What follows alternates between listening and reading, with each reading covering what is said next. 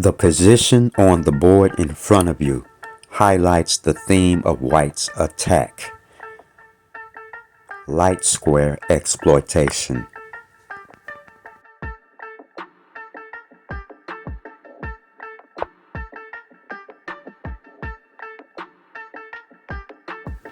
Whenever you're playing a game and you're doing calculations, always remember the three types of moves are threats, checks, and captures.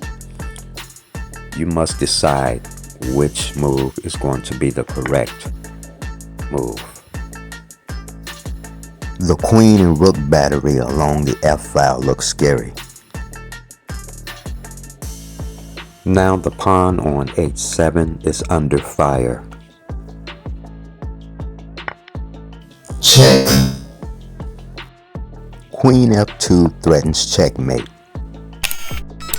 But if you examine the position closely, queen to h5 nullifies the threat.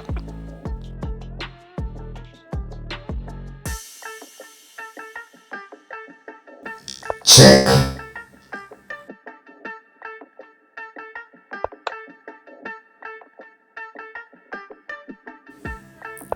Check.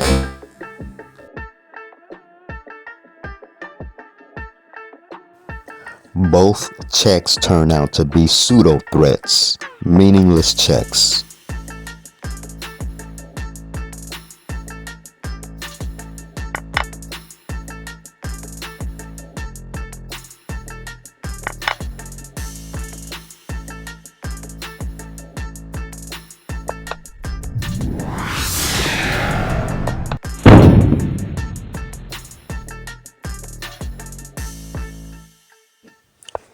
I have a question. In the opening, does move order matter? Or does it depend on what your opponent plays?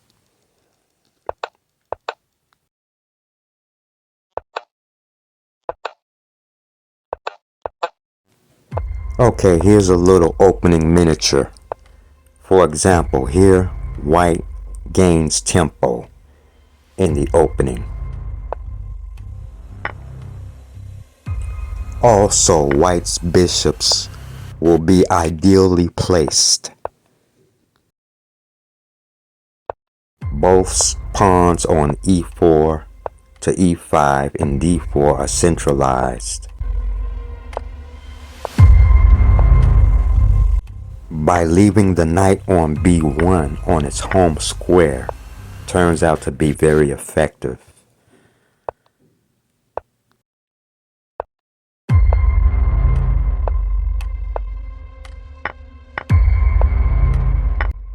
Lastly, White will sacrifice the rook on a1 in exchange for an attack on the king.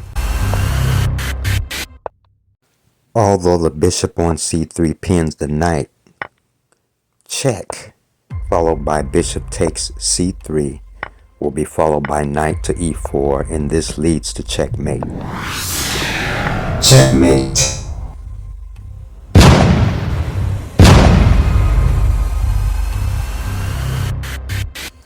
In this next miniature, the king engages in the battle early.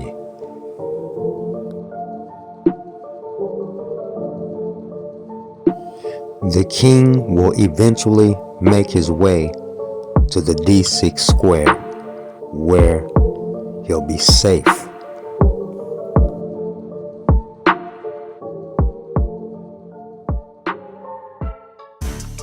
The game progresses, and after a few more moves, Black recaptures with the king.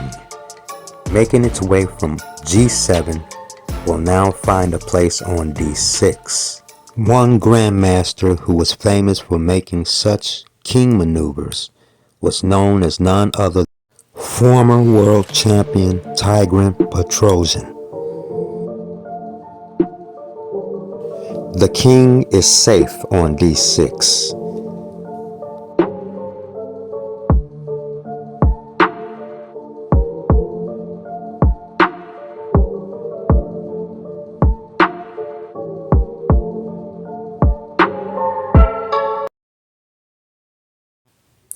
Avoiding the queen trade leads to white's defeat. check, The king steps over. Now the pawn on e3 will be lost. check,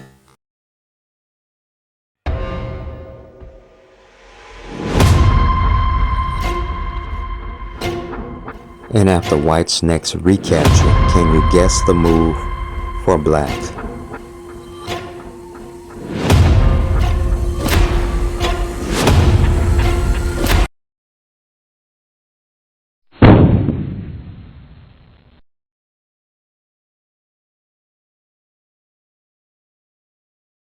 For the next few segments of the video, you will see where one side gets annihilated.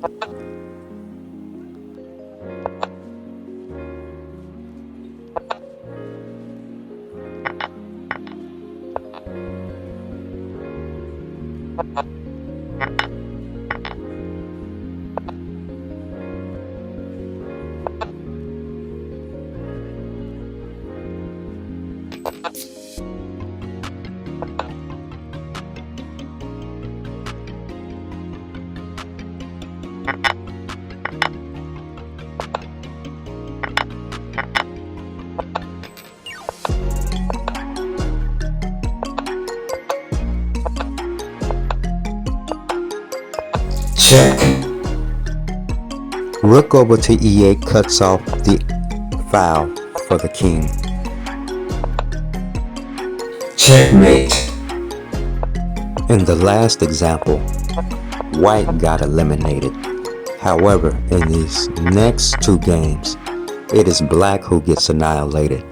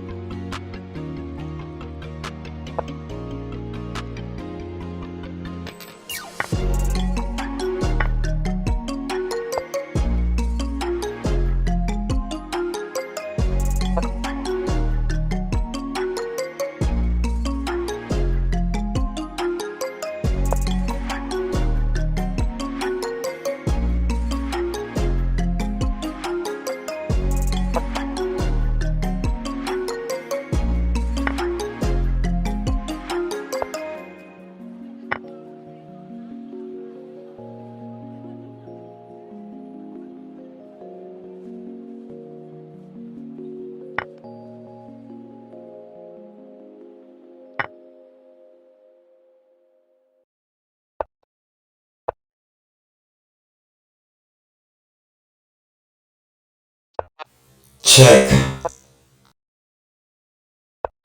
check,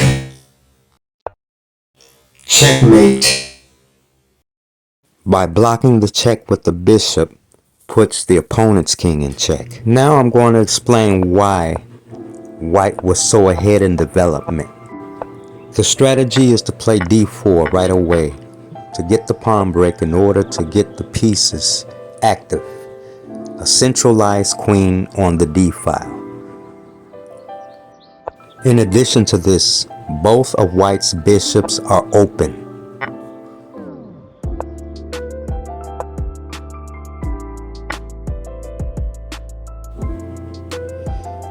And now, after bishop is developed from f1, the king will have the option to castle to either side of the board.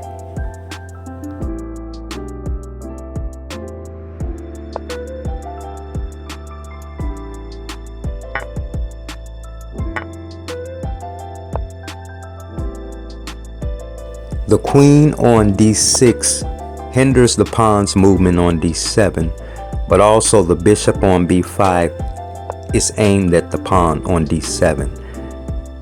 And now white gains tempo by attacking the rook on a8.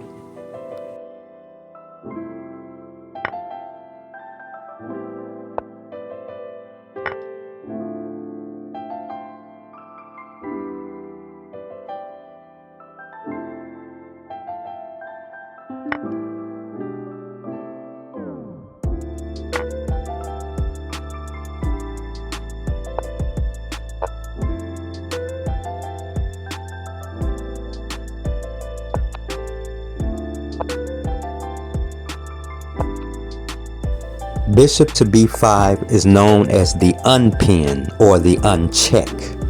By blocking the check with the bishop, puts the opponent's king in check.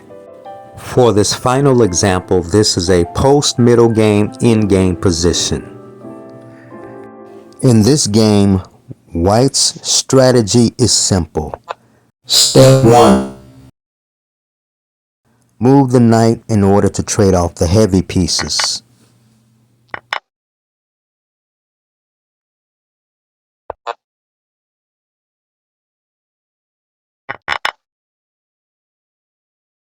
Step 2. After trading off the heavy pieces, start going after the opponent's pawns. There's a saying that goes, for the endgame you trade pieces, not pawns. Therefore, attack the pawns in order to put your opponent into defensive mode.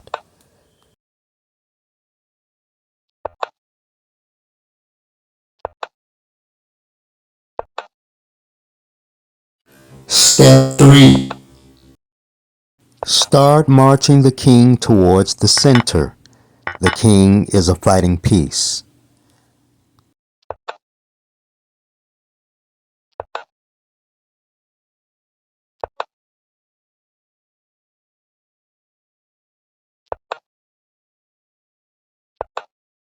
Step 4. Hit the like button.